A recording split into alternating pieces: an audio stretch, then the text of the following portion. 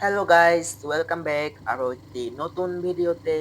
আজকের ভিডিওটি ছোট্ট হতে চলেছে এবং ভিডিওর টপিক হচ্ছে পাহাড়ি রাস্তায় এক্সট্রিম 1 to 5 আর কতটুকু শক্তিশালী বা বড় বড় পাহাড়গুলো উঠতে এই বাইকটির কত নম্বর গিয়ার দিয়ে আমরা আরামসে উঠতে পারবো। তো চলো আমরা এখন ভিডিওটি শুরু করি।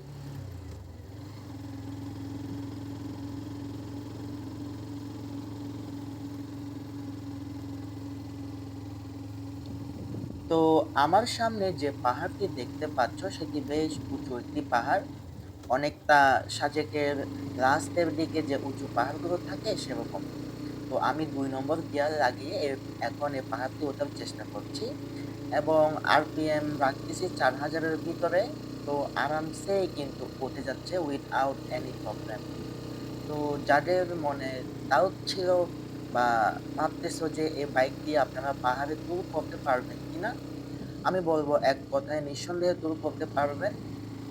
কোনো সমস্যা হওয়ার কথা না। আর যদি আপনার সঙ্গে পিলিয়ন থাকে সেক্ষেত্রে এসব বড়, বড় পাহাড়গুলোতে মাঝে মধ্যে হয়তো ১ নম্বর গিয়ারটা লাগানোর প্রয়োজন হতে পারে। বাট আপনি আরামসে এই বাইকটি নিয়ে পাহাড়ে লং ড্রাইভে আসতে পারেন। তো আজকের ভিডিওতে ছোট্ট এটুকুই ছিল। আর সামনে আমি একটু হাত-মুখ ধুবো। তো তোমরা দেখো বাম দিকে আমাদের প্রকৃতি থেকে সৃষ্ট পানির কল, যেখান থেকে নিয়মিত পানি পড়তেই থাকে। তো দেখা হবে নেক্সট ভিডিওতে। সবাই ভালো থেকো।